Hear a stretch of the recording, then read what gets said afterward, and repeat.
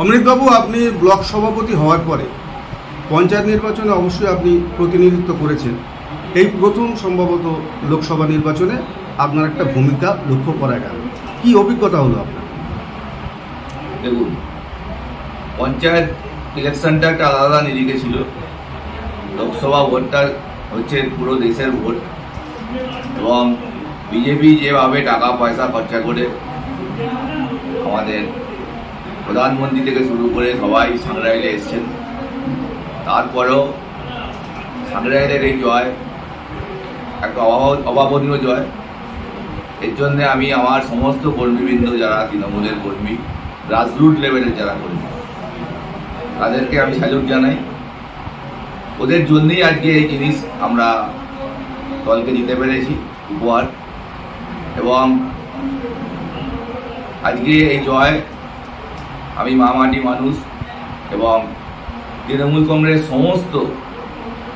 কংগ্রেসের সমস্ত কর্মীদের আমি উৎসর্গ করছি এই জয়টা। এই যে জয়, গতবারের যে সংখ্যা ছিল লোকসভা নির্বাচনে, এবারের জয়েতে সাঁকরাইল এই ব্লকে কিছুটা হলেও কিন্তু একটু বেশি হয়েছে। কিভাবে হলো এটা? দেখুন, গতবারে লোকসভা 19-এর নির্বাচন, তখন আমি দলের একজন সাধারণ কর্মী। তখন দলের বিধায়কও অন্য ছিল এবং দলের সভাপতিও অন্য ছিল। দলটা একটা বিক্ষিপ্তভাবে চলছিল। আমি সভাপতি হয়ে আসার পর প্রথম আমার কাজ যেটা হয়েছিল, আমি দলের সংগঠনকে প্রথম মজবুত করার চেষ্টা করেছি। এর জন্য আমি সারা দিন সারা রাত সর্বক্ষণের কর্মী হিসাবে পরিশ্রম করেছি। তারই ফলস্বরূপ আজকে 20,000-এর লিডটা 27,000-এ আমরা পৌঁছতে পেরেছি। এই যে ধরুন পরিশ্রম করার পরে সাকসেস হওয়ার যে আনন্দ, কতটা আপনি আনন্দিত? দেখুন, আজকে তৃণমূল কংগ্রেস যেভাবে মানুষের উন্নয়ন করেছে, বা মমতা বন্দ্যোপাধ্যায় যেভাবে মানুষের উন্নয়ন করেছে, আনন্দ তো থাকবেই, কিন্তু আনন্দের পাশাপাশি আমাদের 2026 সালের নির্বাচন, তার কাজ অলরেডি আমরা কাল থেকে শুরু করে দিচ্ছি, এবং আমাদের লক্ষ্য এখন মিশন 2026।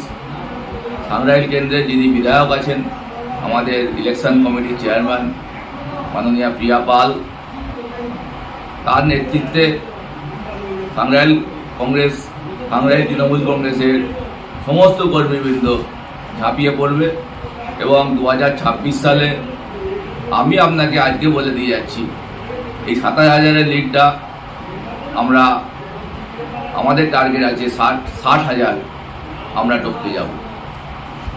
লোকসভা নির্বাচনে হাওড়ার প্রার্থী প্রসূন বন্দ্যোপাধ্যায় হওয়ার পরে হয়তো অনেকের একটু মনে কষ্ট লেগেছে। তার মধ্যেও এই যে প্রসূন ব্যানার্জি যে লিডটা করলেন, এটা কিভাবে সম্ভব? না, প্রার্থী কে হবেন কে হবেন না সেটা দল নির্ধারণ করেন। দলের সর্বময় কর্ত্রী মমতা বন্দ্যোপাধ্যায় ঠিক করেন লোকসভা ভোটে কে প্রার্থী হবেন কে প্রার্থী হবেন না, এবং আমাদের সেনাপতি অভিষেক বন্দ্যোপাধ্যায় ঠিক করেন। তার মতামত নিয়ে মমতা বন্দ্যোপাধ্যায় আজকে প্রার্থী নির্বাচন করেন। সুতরাং প্রসূন বন্দ্যোপাধ্যায় আমাদের দলের প্রার্থী। আমরা দল থেকে ভোট করি, প্রার্থী থেকে নয়। আমাদের সিম্বল জোড়া ফুল। এই জোড়া ফুল মমতা বন্দ্যোপাধ্যায়, অভিষেক বন্দ্যোপাধ্যায়কে দেখে আমরা ঝাঁপিয়ে পড়েছি। কে প্রার্থী হলো কে প্রার্থী হলো না এটা বড় ব্যাপার নয়। মমতা বন্দ্যোপাধ্যায়কে একটা সিট উপহার দিতে পেরেছি আমরা হাওড়া থেকে, এবং হাওড়া সদর এবং হাওড়া গ্রামীণ, সাংগঠনিকভাবে আমরা হাওড়া গ্রামীণের মধ্যে আছি, কিন্তু লোকসভার নিরিখে আমাদের সিটটা হাওড়া সদরের মধ্যে পড়েছিল।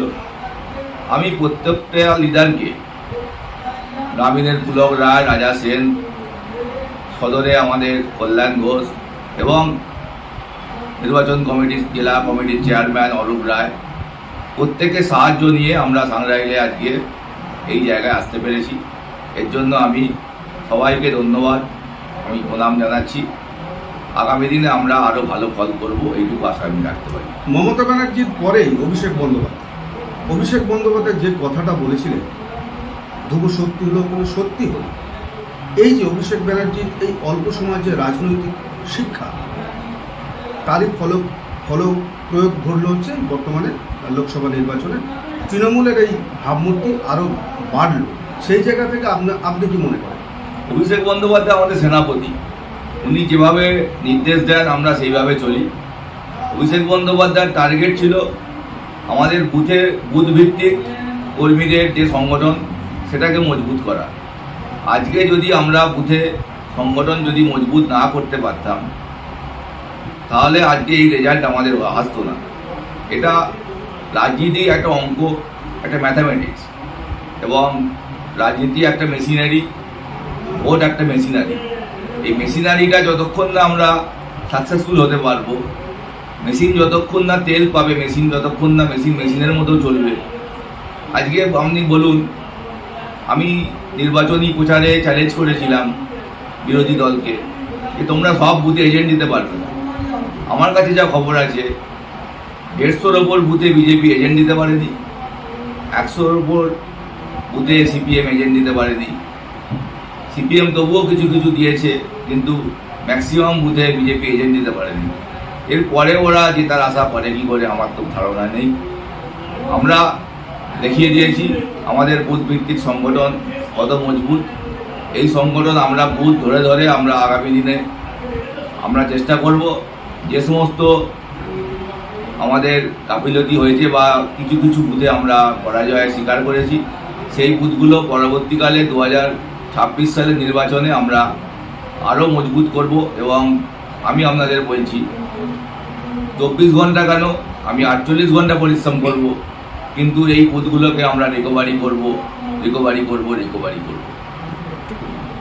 ব্লক সভাপতি হওয়ার পরে, ব্লক সভাপতি হওয়ার আগে বলছি, তৃণমূল কংগ্রেস ছিল, বিভিন্ন সংগঠনও ছিল এবং কর্মীও ছিল, কিন্তু অগোছালো অবস্থায় ছিল অমৃত।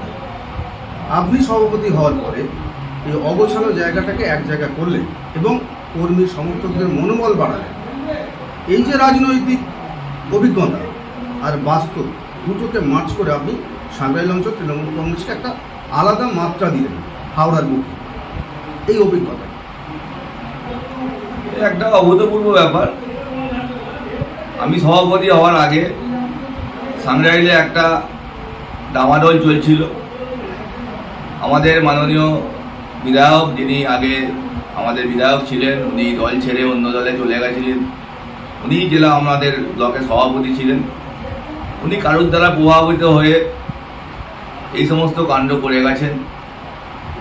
আমি সভাপতি হওয়ার পরে আমাদের যে সমস্ত শাখা সংগঠনগুলো আছে, যেমন ধরুন যুব, মহিলা, আমাদের সংখ্যালঘু, আমাদের ট্রেড ইউনিয়ন, আমাদের ক্রীড়া সেল, সমস্ত সংগঠনের সভাপতিগুলোকে আমরা কাজে লাগিয়ে এবং প্রতিটা শাখা সংগঠনের সভাপতিদের নিয়ে আজকে এই রেজাল্ট।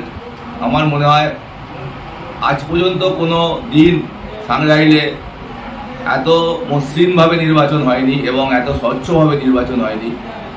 এর জন্য আমি স্পেশালি কৃতিত্ব দেব আমাদের মাননীয় বিধায়ক এবং আমাদের নির্বাচন কমিটির চেয়ারম্যান প্রিয়া পাল। উনি আমাকে বারবার বলেছেন, দাদা আপনি সংগঠন দেখুন, বাকিটা আমি বুঝে নেব। আজকে প্রিয়া পালের নেতৃত্বে আমরা যেভাবে পরিশ্রম করেছি, আমার হিসাব অনুযায়ী, এবং এটা সরকারি খাতায় নথিবদ্ধ আছে, আমরা 137খানা সুবিধা অ্যাপসে মিটিং করেছি। এরপরেও সুবিধা অ্যাপস ছাড়াও আমরা যেমন সমস্ত বুথ ধরে ধরে সমস্ত বুথে বুথে মিটিং করেছি এবং সারা দিনে আমরা 15 থেকে 16টা করে মিটিং করতাম। এই যে পরিশ্রমের ফল আজকে আমরা দেখতে পাচ্ছি এবং আগামী দিনে আমাদের সংগঠন আরও দৃঢ় হবে এবং সবাই মিলে আমরা চেষ্টা করব। সমস্ত কর্মী আমাদের সহযোগিতা করেছে এবং তাদেরকে আমি মাঝে মাঝে বকাবকিও করেছি, আবার কাছে টেনে নিয়ে ভালোবাসাও দিয়েছি। তার ফল আজকে এই নির্বাচনে আমাদের জয়লাভ। দেখুন, সার্বিকভাবে মানুষ বলছে যে অমৃত বোস সভাপতি হওয়ার পরে দলকে আরও নতুন করে সাজানো সম্ভব হয়েছে সাঁকরাইলে। তার মাঝেও কিন্তু কিছু কিছু জায়গায় ছোটো ছোটো লুপহোলস থেকে থাকে, যার জন্য 100% কর্মী সমর্থকদের কাছে পাওয়া যায় না। এই যে ধরুন 5% কি 10% যারা এখনও সমর্থক আছে তৃণমূল, কিন্তু প্রকাশ্যে নয় গোপনে করে, তাদেরকে প্রকাশ্যে নিয়ে এসে সবার সঙ্গে কাঁধে কাঁধ মিলিয়ে কাজ করানোর জন্য কী পদক্ষেপ আপনারা নেবেন আগামী দিনে? দেখুন, ব্লক সভাপতি হিসাবে আমার বয়স এখন হবে মাত্র 2 বছর হতে চলেছে। তো আমি একটা বুথের কর্মী ছিলাম, এর আগে আমি কোনো পদে ছিলাম না। 1998 সাল থেকে দলটা করেছি এবং আমার রাজনৈতিক শিক্ষাগুরু অরূপেশ ভট্টাচার্য আমাকে যে শিক্ষা দিয়েছেন, সেই শিক্ষা আজকে আমি ব্লক সভাপতি হওয়ার পর থেকে সেইগুলো মেনটেন করার চেষ্টা করেছি। এবং হ্যাঁ, এখনও আমাদের কিছু কিছু বুথে সেগুলো আমরা নির্ধারণ করছি আস্তে আস্তে, যে আমরা কত বুথে জিতলাম আর কত বুথে হারলাম। সেই হারা বুথগুলো ধরে ধরে আমরা পরবর্তীকালে আমাদের সংগঠনকে আরও সাজাবো। কেন আমাদের আজকে সেই হারা বুথগুলো কেন হেরেছে সেইগুলো আমরা আলোচনা করব। এই ব্যাপারে আমার বিধায়ক আমাকে যথেষ্টভাবে সাহায্য করছেন এবং স্পেশালি আমি থ্যাঙ্কস জানাবো আমাদের মহিলা সভানেত্রী নাসিমা বেগম কাজীকে। উনি যেভাবে দিনরাত পরিশ্রম করেছেন, উনি যেভাবে সারাদিন পরিশ্রম করেছেন এবং বিধায়ক সমেত এবং আমার শাখা সংগঠনের সমস্ত সভাপতি তারা যেভাবে পরিশ্রম করেছে এবং তার সাথে সাথে কর্মীরা যেভাবে দলকে এগিয়ে নিয়ে গেছে, আমার মনে হয় এই জিনিস যদি চলতে থাকে পরবর্তীকালে সাংরাইলে 303টি বুথে আমরা ম্যাক্সিমাম বুথে জয়লাভ করব, এইটুকু আশা আমি রাখতে পারি। তৃণমূল কংগ্রেসের এই জয় গোটা বাংলাতেই হয়েছে। আপনি ব্লক সভাপতি সাঁকরাইল ব্লক সভাপতি সাঁকরাইল তৃণমূলের, প্রত্যেকের জন্য একটা তো বার্তা প্রত্যেক মানুষ দেয়, আপনার বার্তা কি থাকবে? দেখুন, বার্তা দেওয়ার মালিক আমি নয়, বার্তা দেওয়ার মালিক আমাদের মাননীয় দলনেত্রী মমতা বন্দ্যোপাধ্যায়। মমতা বন্দ্যোপাধ্যায় যেভাবে আমাদের রাজনৈতিকভাবে পরিপক্কতা এনে দিয়েছেন, মমতা বন্দ্যোপাধ্যায়ের লড়াই, মমতা বন্দ্যোপাধ্যায়ের সংগ্রাম, মমতা বন্দ্যোপাধ্যায়ের আদর্শকে পাথেয় করে আমরা এগিয়ে চলেছি এবং দল যেভাবে আমাকে নির্দেশ দেবেন মমতা বন্দ্যোপাধ্যায় এবং অভিষেক বন্দ্যোপাধ্যায়, সেইভাবে আমরা এগিয়ে চলব। এবং আমি কর্মীদের বলবো, কোনো নেতা নেত্রী না, মমতা বন্দ্যোপাধ্যায়কে থেকে ভোট করাবেন।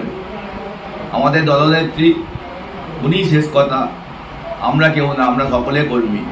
নেত্রী একজন মমতা বন্দ্যোপাধ্যায়, বাকি যারা আছেন আমরা সকলে তৃণমূল কংগ্রেসের ছত্রছায়ায়, আমরা একজন সাধারণ কর্মী এবং নেত্রী বার্তা চারিদিকে প্রচার করতে হবে। নেত্রীর উন্নয়ন সমাজে আরও বিস্তারিতভাবে প্রসার করতে হবে। এইটুকু পাথেয় করে আমি সমস্ত কর্মীদের বলবো, মমতা বন্দ্যোপাধ্যায় যে নির্দেশ দেবেন সেই নির্দেশকে ফলো করে আগামী দিনে আপনারা নির্বাচন করবেন এবং দল করবেন। আমি বা কোনো নেতা নেত্রী নয়, আমিও একজন কর্মী, একজন বুথের কর্মী, আমার যে কোনো বুথ কর্মী আমরা কোনো পার্থক্য নেই আমাদের নেত্রী একজনই, সেটা মমতা বন্দ্যোপাধ্যায়। মমতা বন্দ্যোপাধ্যায় আমাদের শেষ কথা।